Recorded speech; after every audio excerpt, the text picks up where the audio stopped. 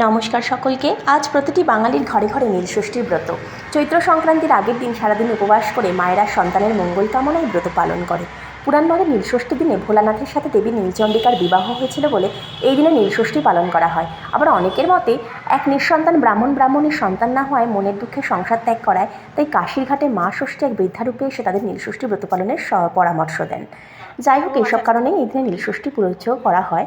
দেরাদুনে গত 2-3 দিন ধরেই বৃষ্টি হচ্ছিল, আর তাই জন্য আজ আবহাওয়াটা একটু সুন্দর ছিল, রৌদ্রোজ্জ্বল ছিল। এই সকাল সকাল আমি উঠে ঘরের ক্লিনিংটা সেরেই আগে আমি লাঞ্চটা বানিয়ে নিয়েছিলাম ছেলে আর হাজব্যান্ডের জন্য। একটু ভাজা, বেগুন ভাজা আর ভেন্ডি ভাজা, পটল আলুর তরকারি আর মুগ ডাল। আর ওরা যেহেতু তখনও ওঠেনি, একটু উঠতে দেরি ছিল, তাই জন্য আগে আমি লাঞ্চটা রেডি করে তারপরে আমি ব্রেকফাস্ট করেছি এবং গরম জল আর লেবুটা রেডি করে রেখে দিয়েছিলাম। তো লাঞ্চ আর ব্রেকফাস্ট হতে হতেই পুরঞ্জয় উঠে গিয়েছিল। ওকে ব্রেকফাস্টটা দিয়েই, ওর ব্রেকফাস্টটা তৈরি করেই তারপরে আমি আমার খাবারটা তৈরি করে নিয়েছিলাম। একটু সবজি, একটু ছোলা আর একটু পিনাটস। আর আমি কিন্তু আজকে আমার খাবারের মধ্যে সম্পূর্ণ সন্দক লবণ ইউজ করে এগুলোকে প্রেশারে সিটি মেরে একটা ভেজিটেবলস মতো বানিয়েছিলাম, স্যালাড মতো। তো এটা বানিয়ে রেখে দিয়েই আমি স্নান টান সেরে 10টার মধ্যে আমি আগে পুজোটা সেরে নিয়েছিলাম, ঘরের পুজো। আর তারপর যেহেতু আমি মন্দিরে যাচ্ছিলাম, তাই তার আগে আমি পঞ্চামৃতটা আগেই ঘরে রেডি করে রেখেছিলাম। দুধ, ডাবের জল, দই, ঘি আর চিনি মিশিয়ে পঞ্চামৃতটা তৈরি করেছিলাম। আর একটু পঞ্চশস্য অর্থাৎ সাদা সর্ষে আর একটু কাঁচা মুগ ডাল, কালো তিল আর ধান আর জব মিলিয়ে পঞ্চশস্যটা তৈরি করে সব জিনিসপত্র নিয়ে, পুজোর উপকরণ নিয়ে আমি কিন্তু পুজো টুজো দিয়ে ঘরের সমস্ত কাজকর্ম করে চলে গিয়েছিলাম মন্দিরে গিয়ে আগেই আমি জিনিসগুলো গুছিয়ে নিয়েছিলাম এবং মন্দিরে আজকে মোটামুটি ভিড় ছিল, তাই জিনিসপত্রগুলো গুছিয়ে রাখতে রাখতে আমার পুজো করতে করতে প্রায় 11টা বেজে গিয়েছিল। তো সেখানে আমি গিয়ে প্রথমে হাতে গঙ্গা জল নিয়ে শুদ্ধ করে নিয়েছিলাম। তারপর একে একে গঙ্গার জল দিয়ে মহাদেবকে ধুয়ে নিয়ে অভিষেক করিয়ে, স্নানাভিষেক করিয়ে তারপরে পঞ্চামৃত দিয়ে আমি স্নানাভিষেক করেছি এবং স্নানাভিষেকের সময় স্নানাভিষেকের মন্ত্রটাও পড়ে নিয়েছিলাম। পঞ্চামৃত দিয়ে স্নানাভিষেকের পরে আবার গঙ্গা জল দিয়ে ধুয়ে নিয়ে তারপরে আমি দিয়েছিলাম একটু শ্বেতচন্দন। আর শ্বেতচন্দনের পরে আমি একটু বিভূতি বা ভস্য যেটা বলে, সেটাও আমি তিলক মতো পরিয়ে দিয়েছিলাম মহাদেবকে। এবং তারপরে আমি সাদা পৈতে এই দিনে দিতে হয় মহাদেবকে, তাই সাদা পৈতেও মহাদেবকে আমি দান করেছিলাম।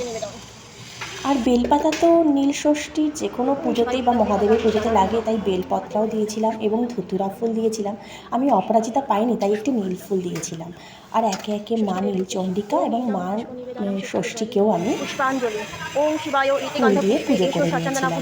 এবং পুষ্পাঞ্জলি মন্ত্র পড়ার সময় প্রথমে আমি মহাদেবের এবং তারপর দেবী নীলচণ্ডিকা এবং পরে দেবী ষষ্ঠীর নামে আলাদা আলাদা পুষ্পাঞ্জলি দিয়েছিলাম, 3 জনের নামে।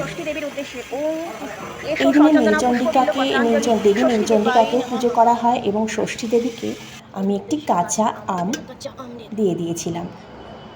তারপরে একটি পাত্রের মধ্যে জল নিয়ে তাতে শ্বেতচন্দন, গোলাপ জল, অগুরু মিশিয়ে আমি মহাদেবকে দিয়েছিলাম। আর দিয়েছিলাম ধুতুরা ফুলের বীজ আর সিদ্ধির বীজ আর আতপ চাল আর পঞ্চশস্যটা দিয়ে দিয়েছিলাম এবং সবশেষে ফল, মিষ্টি, জল নিবেদন করে মহাদেবকে নীলের বাতি জ্বালিয়ে আমি পুজোটা সম্পন্ন করেছিলাম। সেখানে সবাই এসেছিল পুজো করতে। তারপরে আমি নন্দী মহারাজকে একটু জল দিয়ে স্নান করিয়ে তারপরে আমি এই নীলষষ্ঠীর ব্রত কথাটা পড়ে নিয়েছিলাম। সব শেষ করতে করতে আমার প্রায় 11:30 বেজে গিয়েছিল এবং বাড়ি এসে অনেক কাজ ছিল, কিন্তু প্রচণ্ড তেষ্টা এবং খিদেও পেয়েছিল, তাই প্রথমে একটু ফলের জুস খেয়ে নিয়েছিলাম। তারপরে আমি একটু দইয়ের ঘোলও খেয়ে নিয়েছিলাম আর সাথে ছিল একটু ডাবের জল। আর আমি কাস্টার্ড বানিয়েছিলাম, ফল দিয়ে একটু কাস্টার্ড বানিয়ে নিয়েছিলাম, সেটাই আমি আগে খেয়েছিলাম। আর তারপরে যে গ্রিন ভেজিটেবলসের স্যালাডটা তৈরি করে রেখেছিলাম, সেটাকেও আরেকটু রক সল্ট অর্থাৎ সন্দক লবণ আর একটু সামান্য ব্ল্যাক পেপার মিশিয়ে খেয়েছিলাম, যেহেতু আজকে হলুদের ছোঁয়া কিছু খেতে নেই। তারপর টুকটাক কাজ সেরে, আরও কিছু কাজ ছিল সেগুলো সেরে পুরঞ্জয়ের ভাতটা তৈরি করে ওকে তারপর খাইয়ে দিয়েছিলাম এবং খাওয়া দাওয়ার পরে ও শুয়ে পড়েছিল। যাই হোক, আশা করি সকলের নীলষষ্ঠীর দিনটি ভালো কেটেছে। আবার ফিরবো নতুন ভিডিও নিয়ে। আজ এখানেই বিদায় জানালাম। সকলে ভালো থাকবেন।